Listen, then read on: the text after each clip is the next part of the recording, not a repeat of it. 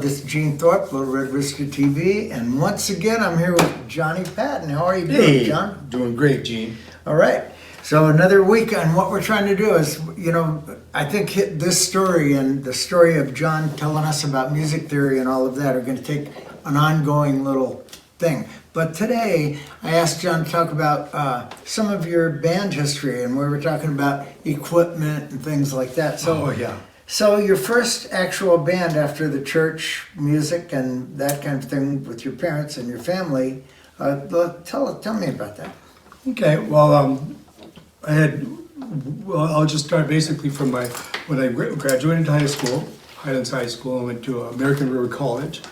And in American River College, actually at that time I was a double bass player. I played concert bass. Yeah, that's real interesting. Concert bass fiddle, so it was more of a, like for orchestras and things like that. And I didn't really play piano in a secular type of atmosphere. So I really wasn't known as a piano player back then because I was a bass player. And so how do you feel about slapping bass?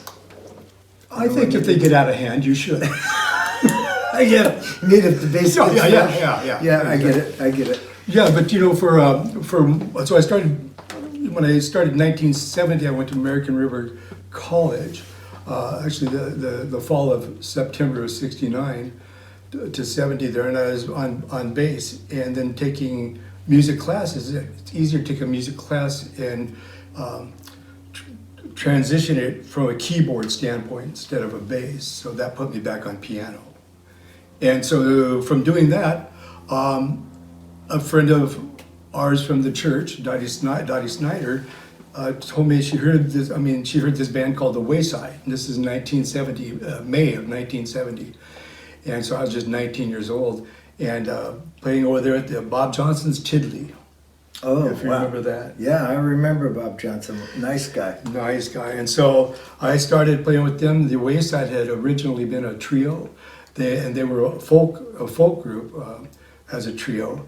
And Mick Bassage and Bill James, were opening for the Smothers Brothers and doing things down in San Francisco at the Green Onion and some popular places down there.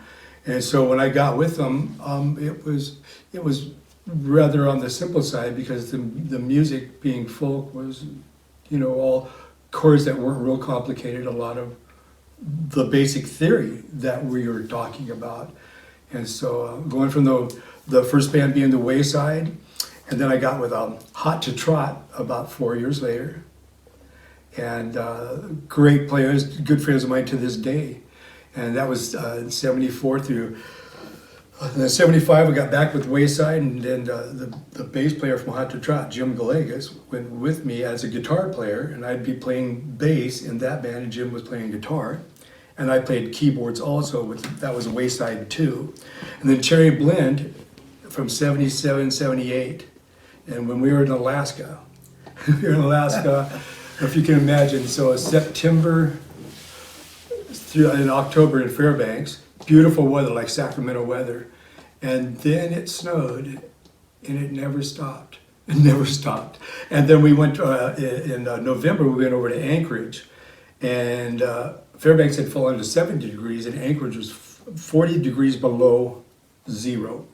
Fairbanks was 70. In that time of the year, is it daylight or dark all the time, or did you have days and? No, there wasn't much sun. It was just always the wee hours. It was always musicians' hours because it was always day and sun coming up for a minute and then it was gone. And so it was just followed a musician's life, really.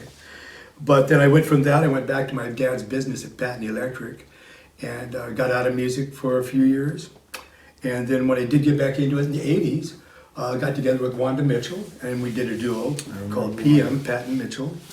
And then I did a solo gig for a short time. Then I ended up going to PG&E from 97 to 2019, which I retired from. And then I got together with the Alpen band with the Alpen Band California as an Oktoberfest band, and started playing with them for a few years, again along with Jim Galegas. Kevin McKnight was a leader for that one. And from playing there, we ended up getting together with you. Jim said you knew that I was retiring and got me in the voiceover band, which I'm still a part of. And also in this year I got together with Tony Quinn Band, which I also play in that band. So that's the history of my bands. Okay, so now I know we have a lot of gearheads out here, and I heard you say earlier that you had a Vox organ? Yeah, Vox Continental. All right. Orange, the old orange and black, I think it was, and I had a Farfisa, but the Vox Continental had the black keys and the white notes. So, do you know how to play 96 Tears by Question Mark and the Mysterians? You know what? And that sound was so depicted, that era, and the Doors and that organ sound on Light My Fire, stuff like that, with no vibrato, and just a dead sound. And then, it's real strong. Oh man, organ bed. Just now, Farfisa, you had one of those too, did you? I had a Farfisa, and it was more of a trending thing when I got that one. I went from that to a Hammond B3, so I didn't last very long on the Farfisa. So that's why you're so strong. Oh yeah, that thing weighed 300 pounds, and so I got very strong having my bandmates move my equipment. Yes, for me, I know. So, That's it. Oh yeah, Wow. Everybody always had to help with that. Yeah, but the equipment back then was just it had so much to do with the sounds because there were tube amps. There was really no digital stuff out.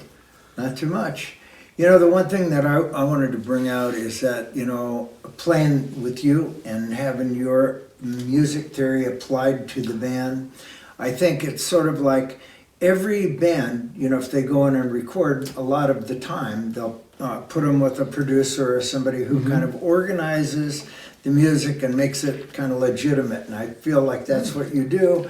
And I know that you love to give tips to people of how, and I kind of use the term legitimize the music. Because I know when we have our thrown together vocal street rock singing where we just pick a place and sing it, compared to after you get finished putting the vocals in the right chord voicings, makes a lot of difference. So I see you've got some tools, and what would you like to talk about in that regard today? Well, in fact, since I pretty much came up with all the bands I was with and all that, and with each of these bands, a lot of times I was the vocal arranger for I know that most of those bands. Jim has always told me and talked about it for many years, and in the Wayside, they were a very early vocal band, weren't they? Yes. Yeah, the Wayside, in fact, everybody in the band sang. And when I first joined them, I didn't sing at all. And then from starting with them, got into more singing. But as far as doing arrangements and where to put up as far as vocal arrangements and where people should be singing, like staying, just like this table is staying in your own track, so that you didn't have people doing a note down here as harmony and then they're switching and they're flip-flopping, they're going up here. These are kind of like lanes. These are lanes, just like this table. And so what I've been able to do is like, if it's 3-part harmony, like right here, so the you melody have is the here. knack for being able The to figure third it out. apart, the third above, or the fifth below, or you might, depending how you want to stack those voices to make a chord, and the chords are all based around basic theory. Yeah, and the basic theory is mathematical and very. It is. And that way, like it's not a matter of somebody going, okay, well, this is the part we're going to do. You're figuring out so that it is mathematically correct and musically correct. Yes, and it was already figured out. I didn't have to. I mean, what this is, what a basic music theory is it's like today, if you recognize it as a GPS system. This is just a navigational guide. It'll take you the very basic routes so you can get the fundamentals, but that doesn't mean you have to stick with these. These are just rules, and rules are meant to be broken, and then you come up with blues, and you come up with jazz. And those artists that maybe started here and then some way broke these barriers, that's what makes it exciting as a musician, is knowing these rules, fudging on them a little bit, but you bring it back to the basic. Absolutely. Well, why don't you give like a little overview and then we'll wind it up and we'll come back next week and carry on. Okay, I'm just stick with this really basic theory chart that I've written out here. And on this basic chart, these are major scale. This is for a major scale. having to do with 8 notes and an octave, 8. And so you just start and stop and this on the same note, the notes being A, B, C, D, E, F, G, A. So 1 and 8 are always the same. No matter where you start, you have to start. So if I started on A, I'd end on A. If I started on C, I end on C. So I'd go C, D, E, F, G, A, B, C. And so on, D, E, F, G, A, B, C, D. And what this guide does in the basic of music, it shows that whole step, there's a whole step between the notes, on all the notes except a half steps between 3 and 4 and 7 and 8. So as you see it from this point of view, I have alphabet letters up on this one. And you'll see that as you go through, depending on where you start, the alphabet letters would always change. If I started on C, it would go C, whole step to D, whole step to E, half step to F, whole step to G, whole step to A, whole step to B, and this would be 7 and 8, and so it'd be a half step. Now by going by that, 3 and 4 and 7 and 8 are the half steps. Everything else is a whole step. And I did write this, and wherever you start, you have to finish. I wrote this out in like for C, where those are no sharps and no flats in the key of C. And as far as a chord exchange, 1 is major, 2 is minor, 3 is minor, 4 is major, 5 is major, 6 is minor, 7 is diminished, and we won't get into that right now. We'll just really go with 6 notes. 1, 4, and 5 are major. 2, 3, and 6 are minor. That's 10,000s of songs right there. Yeah. 10,000 songs, Well, depending how you want to do it.